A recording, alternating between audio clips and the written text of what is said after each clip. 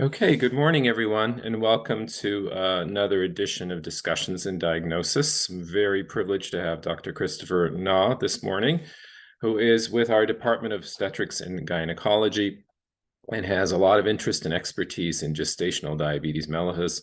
In fact, he and I, with Dr. Teal, just submitted a grant, so fingers crossed on that one. So thanks for joining us this morning, Chris. You're muted.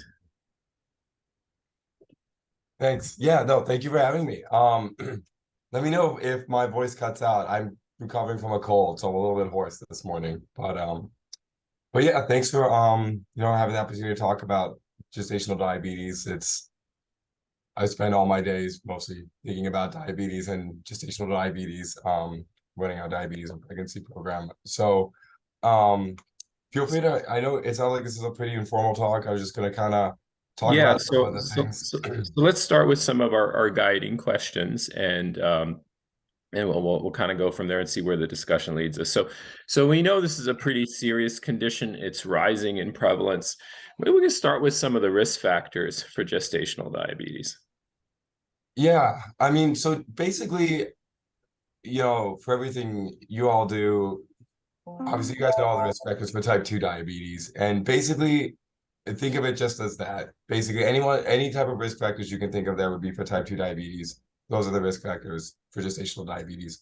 A lot of the common ones we think about are like, overweight, obesity, people who are physically inactive. People, if you've had gestational diabetes in the past, there's, depending on your population, in ours, probably about a 70% recurrence risk.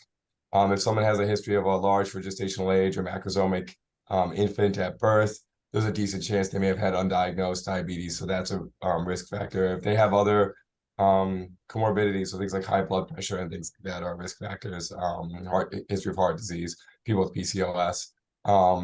So, in our practice, it's pretty much, this is why in the United States, it's recommended to screen every single person between 24 and 28 weeks for GDM.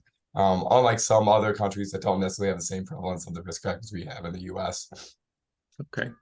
All right. Thank you, Chris. So among those risk factors, is family history of gestational diabetes something else to consider? Yes. Yeah. Okay. No, thank you. Yeah, I should have mentioned that one. Yeah, family history of diabetes as well. Okay. So, I mentioned at the outset, this is pretty serious, and the complications that, I'm just looking at some of these endocrine reviews are pretty widespread in terms of fetal outcomes, maternal outcomes, but even in terms of maternal future cardiovascular risk, maybe infant cardiovascular risk as well. Can you talk a little bit about those? Yeah. So, when I talk with patients about it, I break it down into like, what are the pregnancy complications? And then there's maternal and fetal. And then like, what are the neonatal complications? And then long-term risks for neonate and pregnant patient. So, in pregnancy, if someone has gestational diabetes, if they have elevated glucoses and they remain elevated, there's an increased risk of preeclampsia, which is one of the leading causes of increased maternal mortality and morbidity in our country, and one of the main drivers of iatrogenic preterm delivery. There's a higher risk of pelvic floor trauma, probably related to like larger for gestational age infants. There's a high rate of cesarean, and that's due because of like the larger growth patterns that we see in fetuses, but it's also related to the fact that fetuses don't tolerate labor as well in the setting of diabetes. And so there's just a higher rate of cesarean for both of those factors. On the fetal side of it, it's a fetal disease as much as it is a maternal disease. And so maternal hyperglycemia leads to fetal hyperglycemia, and fetal hyperglycemia results in fetal hyperinsulinemia. And for fetuses, growth hormone has minimal impact on their growth. It's basically driven by insulin and insulin-like growth hormones. And so you see babies, that's why they get big, but it's a very metabolically deranged way to do that. And so that's why we see rates of stillbirth are significantly elevated, particularly at term, if you see a large gestational age growth pattern. We know that there's high risk with delivery, again, probably related to size, but also because they get a more truncal weight gain of shoulder dystocia and neurologic injury related to that. And then in the immediate neonatal period, because of mostly all driven by the hyperinsulinemia, there's a high rates of hypoglycemia, which I think is the big one everyone, always thinks about. But there's higher rates of respiratory distress syndrome because there's less surfactant production. As a result, there's higher rates of hyperbilirubinemia. And so, a lot of things for that like transition period. And then talking about like long term, I think everyone is aware if you have gestational diabetes, you're at a high risk of development of type 2 diabetes down the road. That risk is about 70% of people will have like prediabetes and type 2 within 10 years of their delivery with GDM. And there is growing evidence too that, as these things are, nothing exists in isolation. These things are also linked to, cardiac disease. So even independent of the development of diabetes or prediabetes, there is observational data definitely suggests that there is an association with a higher risk of hypertension and cardiovascular disease as well for people long term. And again, just because it's just representative of metabolic derangement that doesn't affect one organ system.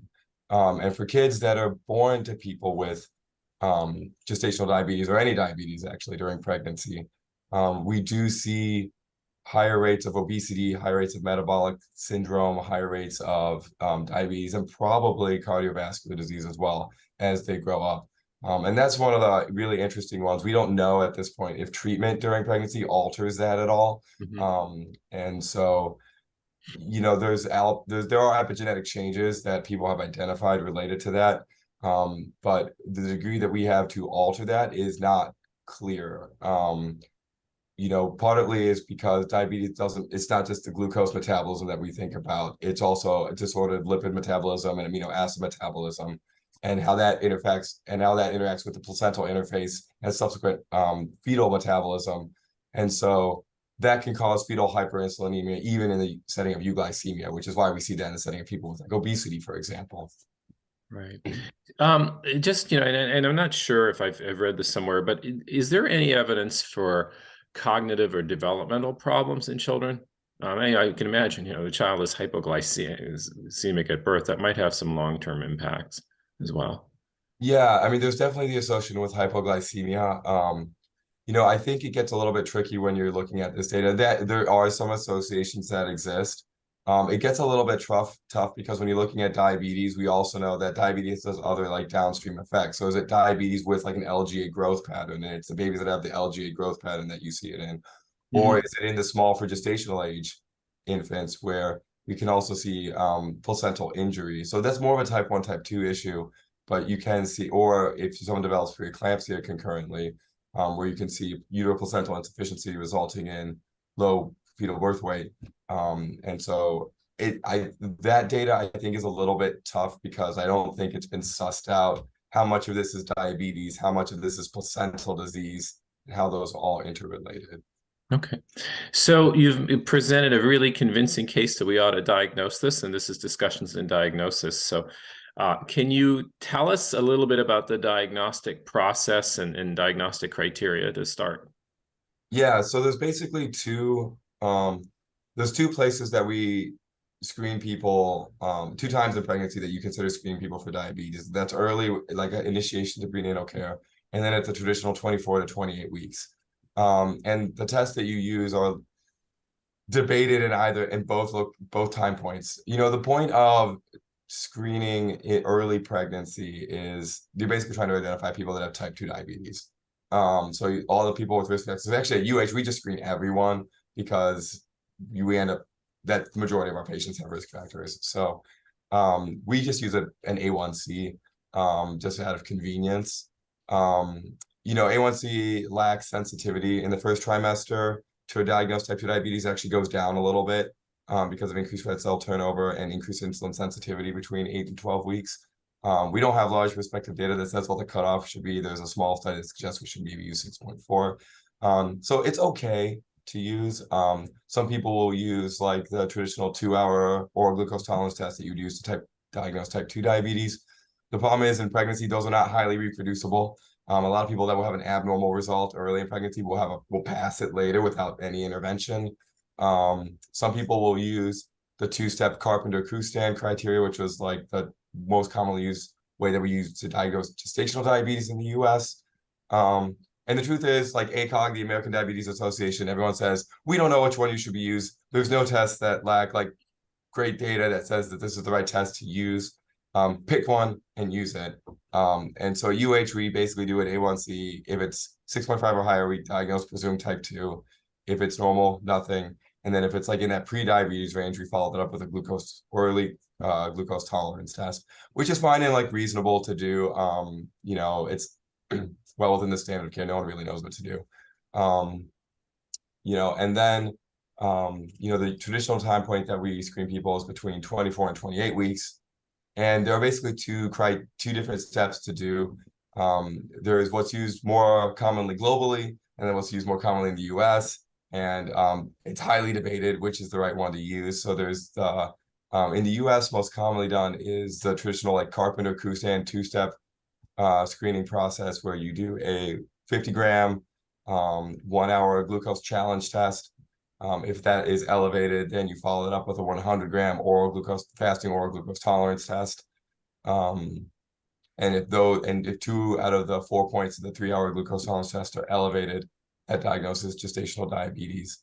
There's the IAD-PSG criteria, which is more used globally. It's more endorsed by like the World Health Organization, which is basically it's a one-time 75-gram 2-hour oral glucose tolerance test.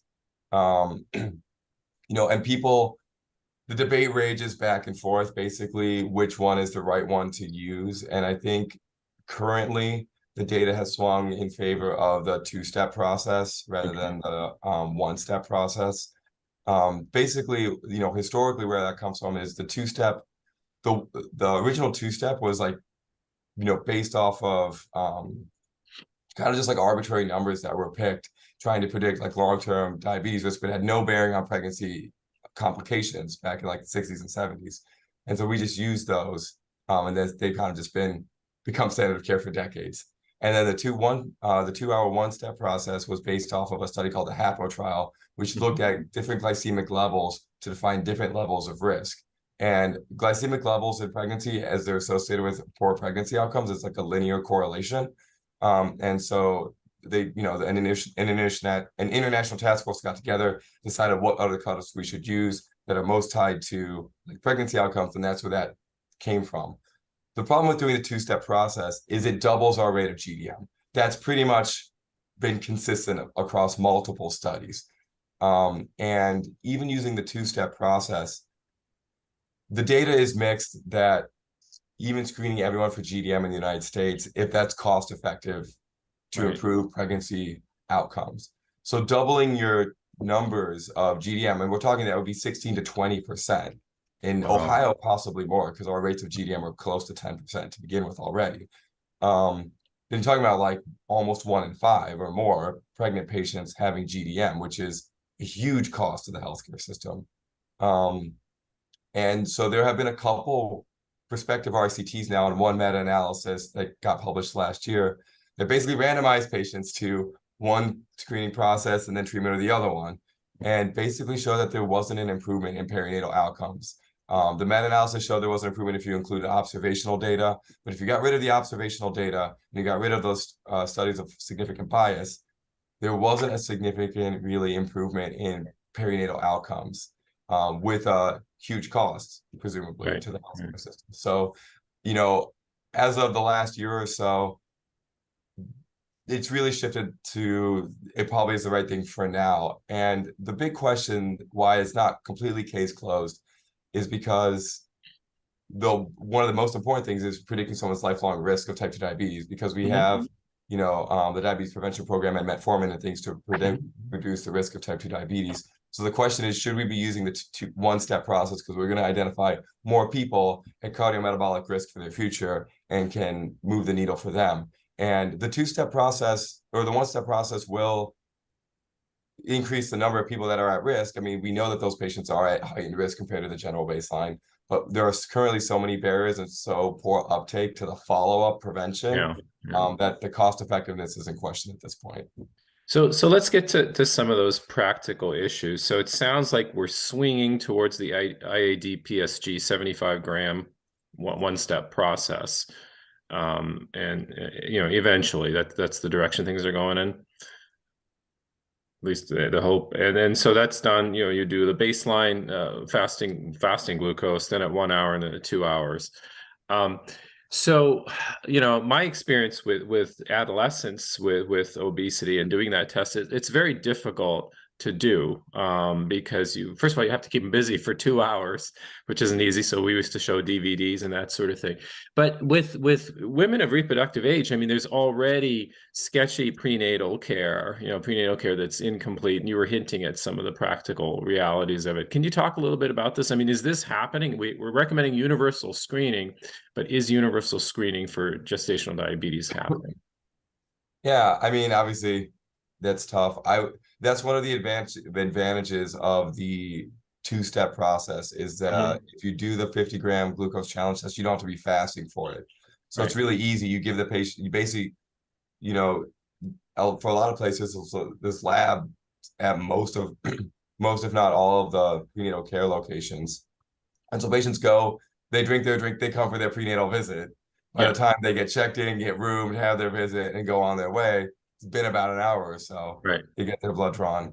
And in pregnancy, a lot of people are coming in and getting routine, blood work anyway, Mhm. whether it's like third trimester screening for anemia or what have you. So that is not a hard one to do. It gets a little bit harder when you do like the 3 hour oral glucose tolerance test, which has to be done fasting. Yeah. So that's a little bit harder to do. But in that setting, if someone's not able to do it, then we just give them a glucometer and have them start checking their sugars because, in our patient population, there's probably at least a 50% chance that if they have a high 1 hour number, they're going to have GDM. Right. So, that's easy. One thing that I really hope that we will move toward is in postpartum screening for patients who can identify those who might have, Mhm. persistent type 2 diabetes or prediabetes is you can do an oral glucose tolerance test to screen for people post-pregnancy as soon as 2 days postpartum. All Oh, the hormonally mediated changes metabolically are like pretty much gone within hours of delivery because they're all placentally mediated. okay. So for us, we kind of have captive populations sometimes.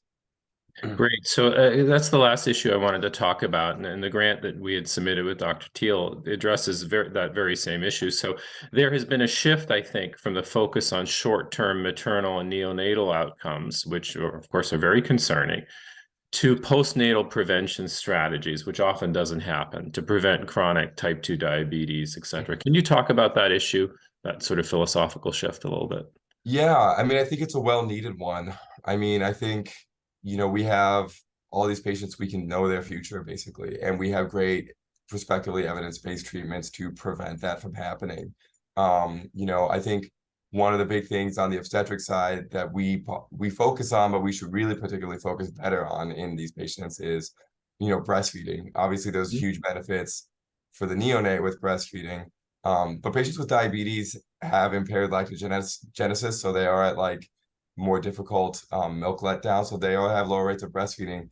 But breastfeeding has like a dose dependent relationship with the reduction of like type 2 diabetes and metabolic disease further in life. So like duration, intensity, any breastfeeding at all is protective, like 30 to 50% reduction in the risk of development of type 2 diabetes. So that's one huge thing that we're trying to like reemphasize. And I think one of the big things that so could use improvement is like, and this is like part of the grant we do is like passing the baton of these patients. So we've identified these patients, even if they have normal glucose testing postpartum, we know that they're at a very high risk of, prediabetes, type 2 diabetes. And, we have, the CDC's diabetes prevention program. We know that metformin for people at risk, I know you guys all know this, like significantly reduces these risks. And so we have lifestyle and medication interventions that can reduce that risk by 50% or more, specifically in the GDM population. So I think it's just knowing that those patients are at risk. The ADA recommends screening these patients every 1 to 3 years the rest of their life, once they've had gestational diabetes. I always tell patients, tell someone you need to get tested every single year. Right. So that way it happens with some frequency.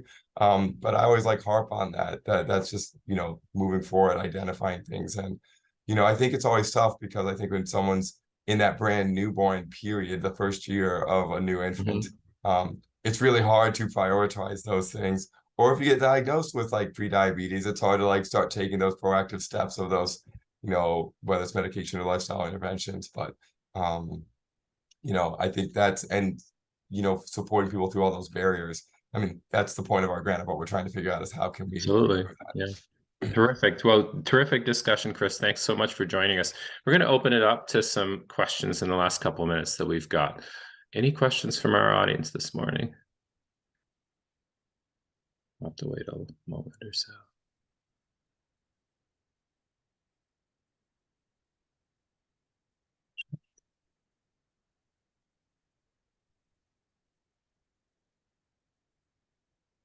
I'm just going to scroll through one time here.